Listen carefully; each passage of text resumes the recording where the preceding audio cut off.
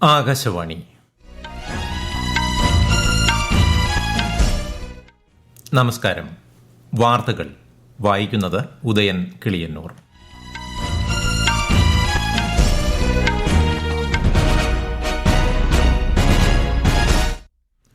പ്രധാന വാർത്തകൾ. പഹൽഗാം ഭീകരാക്രമണത്തിന്റെ പശ്ചാത്തലത്തിൽ ദേശീയ സുരക്ഷാ ഉപദേശക സമിതി പുനഃസംഘടിപ്പിച്ച് കേന്ദ്ര സർക്കാർ. രാജ്യത്ത് പൊതു സെൻസസിനൊപ്പം ജാതി സെൻസസ് കൂടി ഉൾപ്പെടുത്താൻ കേന്ദ്രമന്ത്രിസഭാ അംഗീകാരം. ഷില്ലോങ്ങിൽ നിന്ന് സിൽച്ചാറിലേക്ക് പുതിയ ഹൈവേ നിർമ്മിക്കാനും അനുമതി.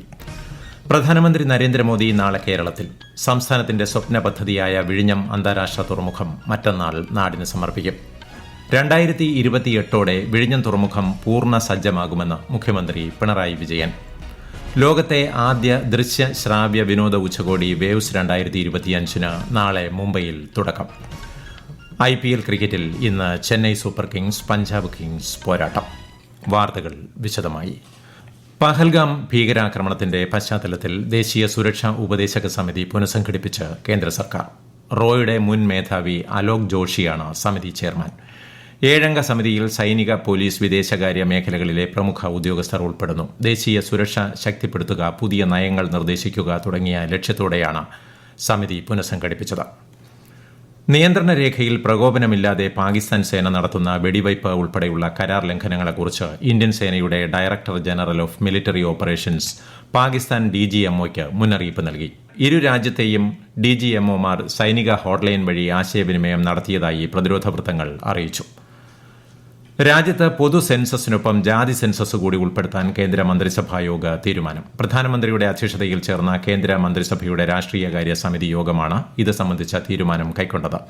സെൻസസ് യൂണിയൻ ലിസ്റ്റിലുള്ള വിഷയമാണെന്നും മന്ത്രിസഭാ യോഗ തീരുമാനങ്ങൾ വിശദീകരിക്കവെ കേന്ദ്ര വാർത്താവിതരണ പ്രക്ഷേപണ മന്ത്രി അശ്വിനി വൈഷ്ണവ് അറിയിച്ചു. कई राज्यों ने सर्वे के माध्यम से जातियों की जनगणना की है. जहां कुछ राज्यों ने यह काम सुचारू रूप से संपन्न किया है, वहीं कुछ अन्य राज्यों ने राजनीतिक दृष्टि से और गैर पारदर्शी ढंग से सर्वे किया है. इन सभी स्थितियों को ध्यान में रखते हुए कि हमारा सामाजिक ताना बाना राजनीति के दबाव में न आए, जातियों की गणना एक सर्वे के स्थान पर मूल जनगणना में ही सम्मिलित होनी चाहिए. ഷില്ലോങ്ങിൽ നിന്ന് സിൽച്ചാറിലേക്ക് പുതിയ ഹൈവേ നിർമ്മിക്കാൻ കേന്ദ്ര സർക്കാർ അംഗീകാരം നൽകി. 22,864 കോടി രൂപയാണ് 166 കിലോമീറ്ററിലധികം നീളമുള്ള ഹൈവേയുടെ ചെലവ്. ത്രിപുര, മിസോറാം, മണിപ്പൂർ, അസമിലെ ബരാക് താഴ്വര എന്നിവയിലേക്കുള്ള ബന്ധം മെച്ചപ്പെടുത്താൻ ഹൈവേ സഹായകമാകുമെന്ന് കേന്ദ്രമന്ത്രി അശ്വിനി വൈഷ്ണവ് ന്യൂഡൽഹിയിൽ പറഞ്ഞു. 2025-26 സീസണിൽ കരിമ്പ് കർഷകർക്ക് ആദായകരമാകുന്ന തരത്തിൽ ക്വിന്റലിന് 355 രൂപ നിരക്കിൽ നൽകാനും മന്ത്രിസഭ അംഗീകാരം നൽകി. രാജ്യരക്ഷാമന്ത്രി രാജ്നാഥ് സിംഗ് അടുത്ത മാസം 9 റഷ്യ സന്ദർശിക്കും. മോസ്കോയിൽ നടക്കുന്ന വിക്ടറി ദിന പരേഡിൽ ഇന്ത്യയെ പ്രതിനിധീകരിച്ച് ശ്രീ രാജ്നാഥ് സിംഗ് പങ്കെടുക്കുമെന്ന് വിദേശകാര്യ മന്ത്രാലയം അറിയിച്ചു. പഹൽഗാം ഭീകരാക്രമണത്തിന്റെ പശ്ചാത്തലത്തിൽ വിസ നിയന്ത്രണങ്ങൾ ഏർപ്പെടുത്തിയതിനെ തുടർന്ന് ഇതുവരെ അട്ടാരി വാഗ അതിർത്തി വഴി 786 പാകിസ്ഥാൻ പൌരന്മാർ പാകിസ്ഥാനിലേക്ക് മടങ്ങി. വിസ നിയന്ത്രണ പ്രകാരം ഈ മാസം 27 മുമ്പ് പാകിസ്ഥാൻ പൌരന്മാർ മടങ്ങണമെന്നായിരുന്നു നിർദ്ദേശം. മെഡിക്കൽ വിസയുടെ കാലാവധിയും ഇന്നലെ അവസാനിച്ചു. പ്രധാനമന്ത്രി നരേന്ദ്രമോദിയുടെ മഹാരാഷ്ട്ര, കേരളം, ആന്ധ്രാപ്രദേശ് സന്ദർശനത്തിന് നാളെ തുടക്കം. മറ്റന്നാൾ തെലങ്കാനയിലെ അമരാവതിയിൽ 58,000 കോടിയിലധികം രൂപയുടെ വികസന പദ്ധതികളുടെ ഉദ്ഘാടനവും തറക്കല്ലിടലും പ്രധാനമന്ത്രി നിർവഹിക്കും. ആന്ധ്രാപ്രദേശിൽ വിവിധ റെയിൽവേ പദ്ധതികൾക്കും ദേശീയപാത പദ്ധതികൾക്കും അദ്ദേഹം തറക്കല്ലിടും.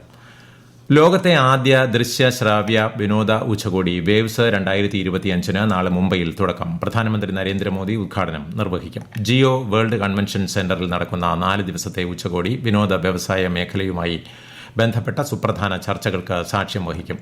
മാധ്യമ വിനോദ രംഗങ്ങളിലെ ആഗോള പ്രമുഖർ ഉച്ചകോടിയിൽ പങ്കെടുക്കും. അമിതാഭ് ബച്ചൻ, രജനീകാന്ത്, ചിരഞ്ജീവി, മോഹൻലാൽ, ഷാരൂഖ് ഖാൻ തുടങ്ങി പ്രമുഖ ചലച്ചിത്ര താരങ്ങളും ഉച്ചകോടിയുടെ ഭാഗമാകും. 100 രാജ്യങ്ങളിൽ നിന്നായി 5000-ഓളം പ്രതിനിധികളാണ് വേവ്സ് 2025 പങ്കെടുക്കുന്നത്.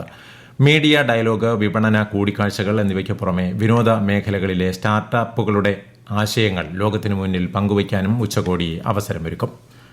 ഈ വാർത്തകൾ ആകാശവാണിയിൽ നിന്ന്.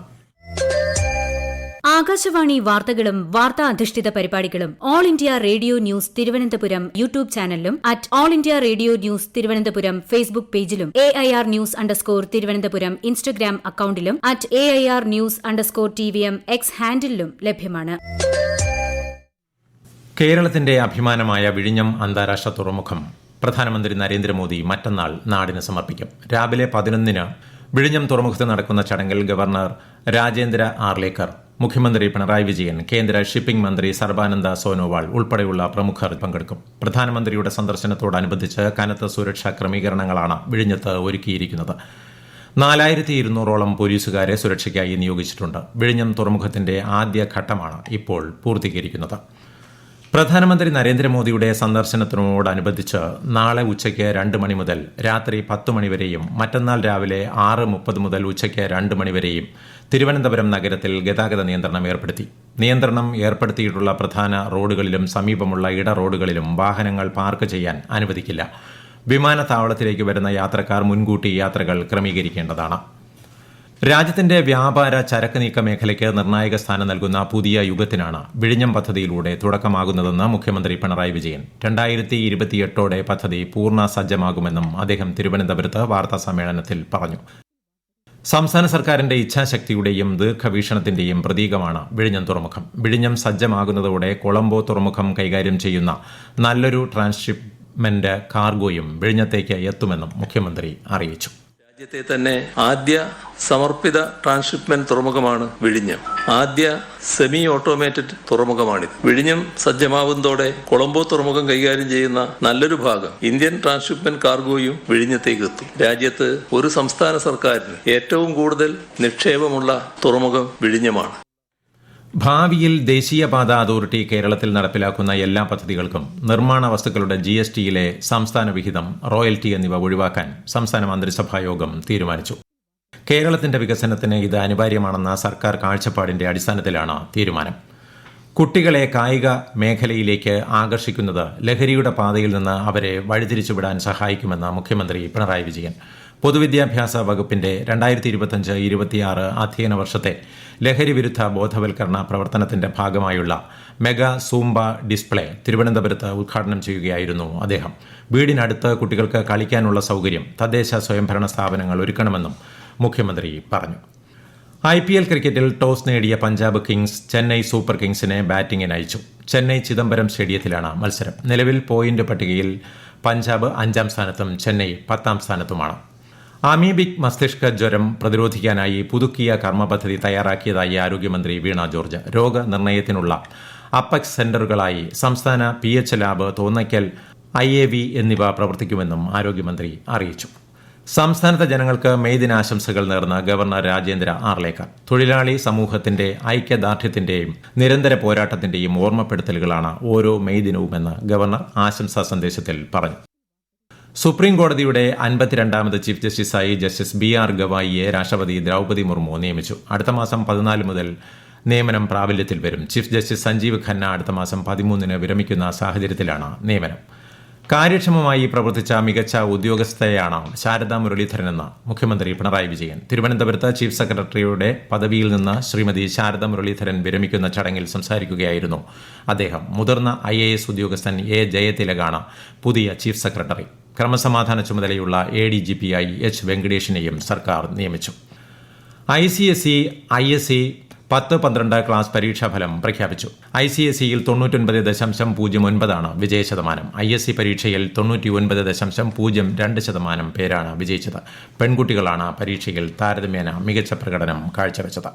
പ്രധാന വാർത്തകൾ വീണ്ടും. പഹൽഗാം ഭീകരാക്രമണത്തിന്റെ പശ്ചാത്തലത്തിൽ ദേശീയ സുരക്ഷാ ഉപദേശക സമിതി പുനഃസംഘടിപ്പിച്ച് കേന്ദ്ര സർക്കാർ. രാജ്യത്ത് പൊതു സെൻസസിനൊപ്പം ജാതി സെൻസസ് കൂടി ഉൾപ്പെടുത്താൻ കേന്ദ്രമന്ത്രിസഭാ അംഗീകാരം. ഷില്ലോങ്ങിൽ നിന്ന് സിൽച്ചാറിലേക്ക് പുതിയ ഹൈവേ നിർമ്മിക്കാനും അനുമതി. പ്രധാനമന്ത്രി നരേന്ദ്രമോദി നാളെ കേരളത്തിൽ സംസ്ഥാനത്തിന്റെ സ്വപ്ന പദ്ധതിയായ വിഴിഞ്ഞം അന്താരാഷ്ട്ര തുറമുഖം മറ്റന്നാൾ നാടിന് സമർപ്പിക്കും. 2028ഓടെ വിഴിഞ്ഞം തുറമുഖം പൂർണ്ണ സജ്ജമാകുമെന്ന് മുഖ്യമന്ത്രി പിണറായി വിജയൻ. ലോകത്തെ ആദ്യ ദൃശ്യശ്രാവ്യ വിനോദ ഉച്ചകോടി വേവ്സ് 2025-ന് നാളെ മുംബൈയിൽ തുടക്കം. IPL ക്രിക്കറ്റിൽ ഇന്ന് Chennai super Kings Punjab Kings പോരാട്ടം. വാർത്തകൾ കഴിഞ്ഞു. അടുത്ത വാർത്താ പ്രക്ഷേപണം 8:35-ന്.